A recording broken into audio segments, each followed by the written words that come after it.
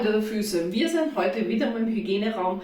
Viele von euch haben nachgefragt wegen diesen Sterilisationsboxen.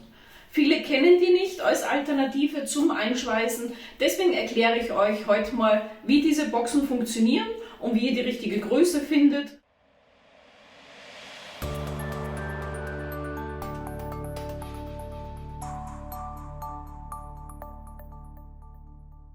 Hallo Freunde der Füße, heute sind wir im Hygieneraum und ich zeige euch mal, wie diese Steriboxen funktionieren. Ich habe jetzt meine Steriboxen bekommen, ich habe mir so peu à peu welche bestellt. Ihr wisst ja auch, Lieferschwierigkeiten und ja, wie es halt mit allen ist. Ja. So, im Lieferumfang ist bei mir jetzt zum Beispiel ein Päckchen von diesen Filterpapier, die Sterilisationsbox und eine Bedienungsanleitung. Sollte man die Bedienungsanleitung vorher lesen? Ja, eigentlich schon, bei allem, aber wer braucht schon Bedienungsanleitungen? Gut, so, wir haben hier diese Filter. Diese Filter gehören hier rein. So sieht es innen drinnen aus. Eigentlich von diesen Boxen sehen alle innen drinnen so aus. Wir haben hierum eine Dichtung. Diese Dichtung macht das Ganze dicht, wie der Name schon sagt. Hier wird das Papier eingelegt. So, ohne Papier haben wir hier Löcher. Mit Papier haben wir hier den Filter, was eigentlich genauso funktioniert wie der Filter beim Papier hier. Und damit das Ganze fest ist und auch dicht ist, wird es hier mit dem festgeklemmt. Somit ist diese Box auch dicht. Die Filter sind oben und unten einzusetzen. So, danach, was macht man am besten danach? Ja, befüllen. Ich habe mir jetzt dann noch Crepe bestellt, also so ein Einlagekrepp, weil ich finde es jetzt nicht so prickelnd, dass meine Metallinstrumente auf dem Metall hier drinnen rumkratzen und rumschubbern. Ja, wie immer ist das heute noch nicht angekommen, ist aber egal. Wir legen das Ganze jetzt mal ein. Wer Päckchen packt in der Praxis, der kennt das Prinzip, alles drin. Und nein, es macht nichts aus, wenn irgendwas übereinander liegt, weil das Ganze wird 132 Grad heiß, auch die Zwischenstellen hier, das wird alles heiß genug fürs Sterilisieren. Und durch den Dampf ist in der Box drinnen auch genug Dampf, dass das Ganze sterilisiert. So, jetzt machen wir die ganze Box zu. So, gut. Wie erkenne ich jetzt, ob die schon im Autoklaven drinnen war oder nicht? Dazu habe ich mich jetzt entschieden, solche Indikator-Dinger zu kaufen. Und zwar kann man das auch gleich als Plombe benutzen.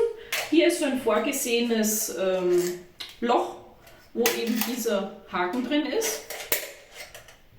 Steckt man das einfach durch, macht es zu und somit kann ich dann eruieren, war diese Box schon im Autoklav drinnen oder nicht. Für euch natürlich ist auch wichtig, wie finde ich die richtige Box. Ich habe jetzt die Box, das ist 15K. Ja, 15K von der Firma Mellac habe ich jetzt. Ihr seht aber, ich habe keinen Mellac. Das ist ein Stilco. Der ist produziert von der Firma Miele. Und ja, es gibt von dieser Firma auch eigene Boxen, aber ich habe das Ganze anders gemacht.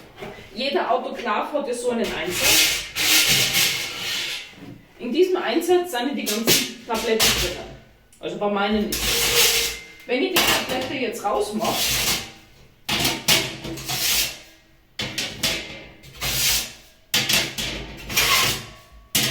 sieht man bei meinem schon, dass ich auf der Seite, also hier, auch etwas habe für eine Halterung. Das ist eigentlich für die Boxen gedacht. Das heißt, ich kann jetzt hier meine Boxen reinstellen und gucken wir mal, wie viel das ich da reinkriege.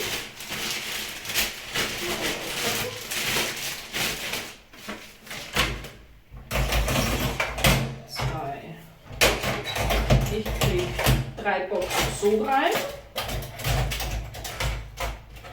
Obendrauf kriege ich auch noch welche. Jetzt wollen wir mal gucken, wie viel übereinander. Dazu machen wir das mal schnell so. Also eine unten, eine oben drauf und nochmal eine oben drauf. Das heißt, ich kriege in meinen Autoklaven 9 Boxen rein. Das ist 9 Instrumentensets insgesamt. Wenn ich jetzt die Tabletts nehme, kriege ich auch Pi mal Daumen 9 rein. Das sind zwar ein bisschen weniger, wenn man alles einzeln einpackt, aber so kriege ich 9 Stück rein. Das heißt, mein Autoklav läuft mit 9 Stück rund, ja, so 2-mal täglich. Wenn ich am Vortag faul war zum Einschweißen, zum Einpacken, läuft er halt 3-mal, meine Güte. So, aber wie eruiere ich jetzt wirklich, dass diese Boxen passen, bevor ich mir es kaufe? Im Internet, egal welchen Anbieter, sind immer die Maße der Boxen angegeben. Ich habe mir das Ganze hier ausgemessen, zwar die Breite von hier Innenmaß und hier Innenmaß und dann meine gesamte Länge. Und dann habe ich geguckt, welche Boxen passen am besten. Für meinen hier, weil der ziemlich groß ist, passen die 15K Boxen. Es gibt auch 17K und ja, verschiedenste Boxengrößen. Da müsst ihr einfach selber dann abmessen und gucken. Ich habe eine Testbestellung gemacht, damit dass ich auch gucken kann, wie groß sind meine Instrumente. Passt ein ganzes Set rein, passt mehr wie ein Set rein. Also theoretisch würden hier 2 Sets reinpassen. Mache ich aber nicht, weil ich ja immer nur einen Patienten behandle. Wenn man jetzt zum Beispiel 2 Kabinen hat und 2 Podologen arbeiten, kann ich hier 2 Sets reinmachen. Das eine Set nimmt der eine Podologe, geht in die eine Kabine, das andere nimmt der andere, geht in die andere Kabine. Theoretisch. Man kann auch für jeden einzeln da eins packen.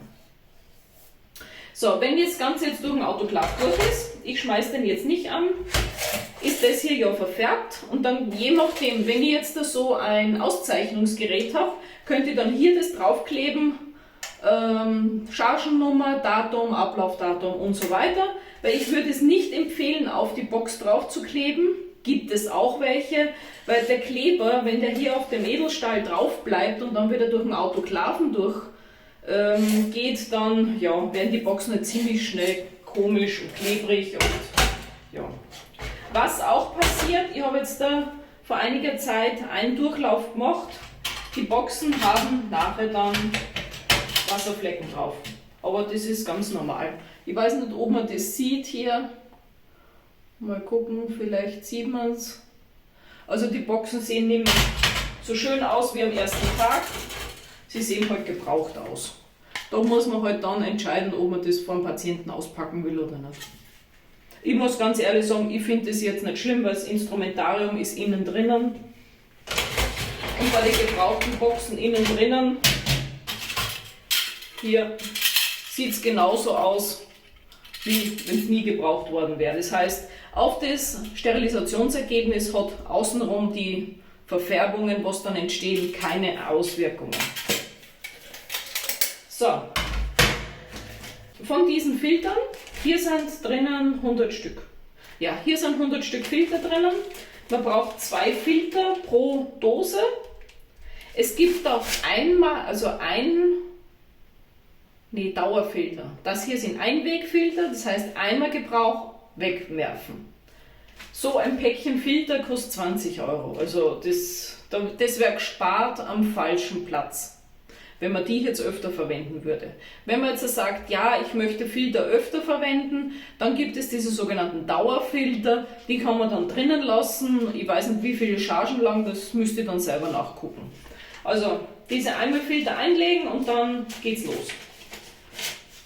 Und es steht auch hier drauf, die 2 durchgestrichen, das da. Die 2 durchgestrichen heißt, einmal benutzen, dann wegwerfen, also keine zweite Benutzung. Wie ist es jetzt im täglichen Ablauf mit diesen Boxen? Eigentlich ganz einfach.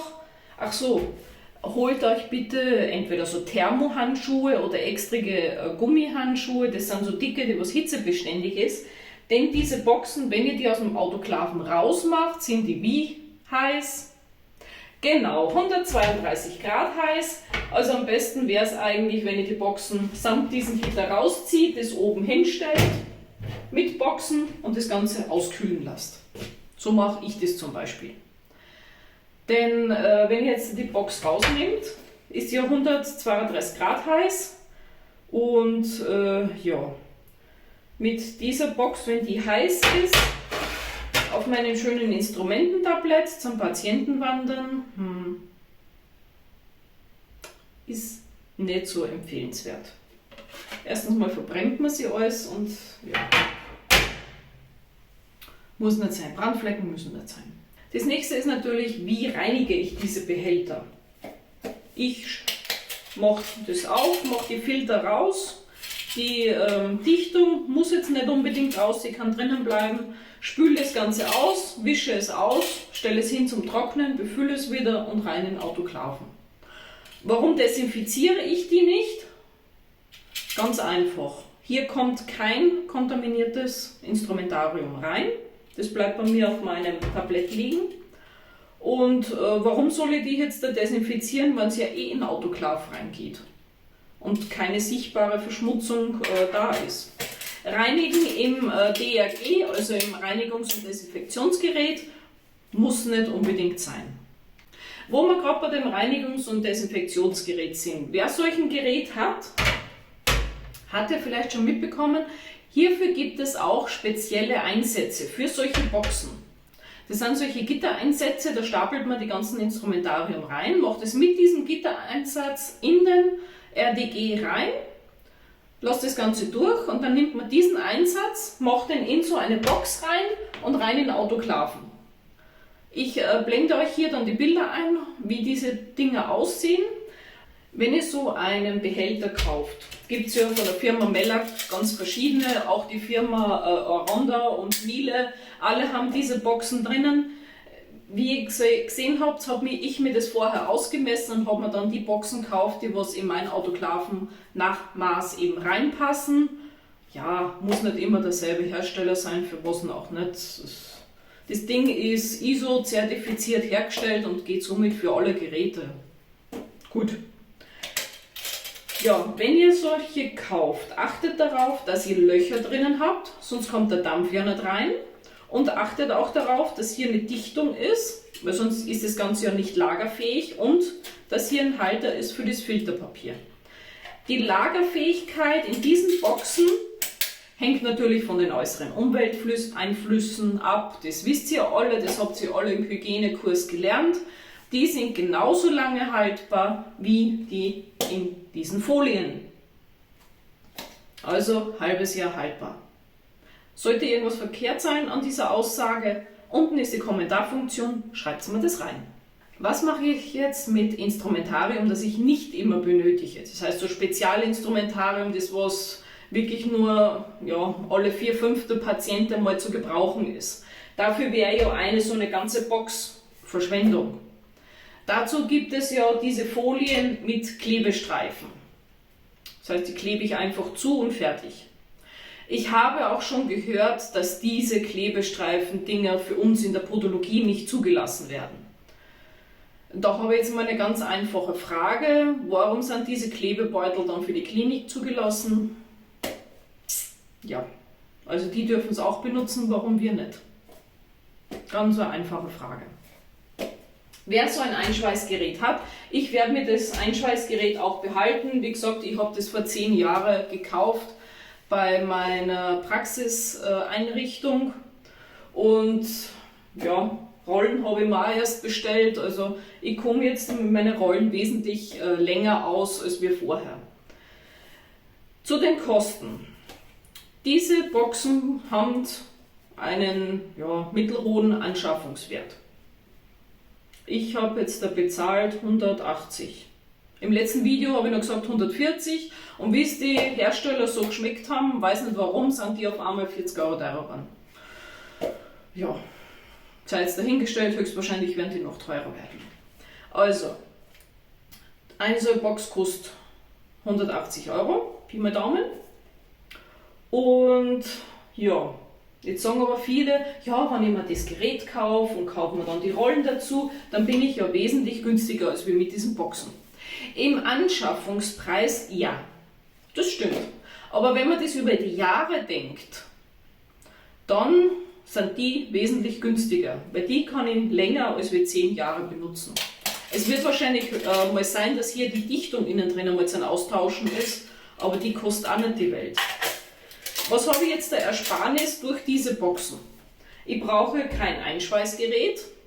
Ich brauche weder Sealtest noch Peeltest. Ich brauche den auch nicht durchführen. Das heißt, ich kann mir das Ganze sparen, die Zeit. Ich brauche diese Rollen nicht mehr, je nachdem wie viele Rollen ihr habt. Ich habe 2 Rollen, eine 10er und eine 75 mm Rolle. Und diese Rollen kosten ja auch schon mittlerweile über die 25 bis 30 Euro. Und mit so einer Rolle komme ich, ja, so Pi mal Daumen 3 Monate aus. Weil ich ja alle 2 Rollen ungefähr 3 Monate tausche. Das sind für mich alle 3 Monate rund 40 Euro für die Rollen. Und wenn ich das jetzt da aufs Jahr aufrechne, könnt ihr selber rechnen, habe ich mir diese hier in 3 Jahren schon amortisiert. Und ich vermute mal, dass ihr alle Praxen eröffnet, die ihr bestrebt seid, länger als 3 Jahre zu betreiben. Also wie gesagt, ich habe meine Praxis 10 Jahre, das ja, hat sich für mich schon um 3-mal teurer gemacht als wir die hier, wenn ich das von Anfang an gewusst hätte. Ja, war das jetzt alles, was ich euch verklickern wollte? Ich glaube schon. Ich wünsche euch eine schöne Zeit. Lasst mir ein Abo da. Daumen hoch nicht vergessen, wenn es euch gefallen hat. Unten in die Infobox habe ich euch Informationen reingeschrieben über die Cases, also Sterilisationsbehälter heißen sie ja. Und ihr könnt auch gern, wenn ihr irgendwelche Anregungen habt, in die Kommentare etwas reinschreiben. Bis zum nächsten Mal. Eure Podologin Andrea. Tschüss!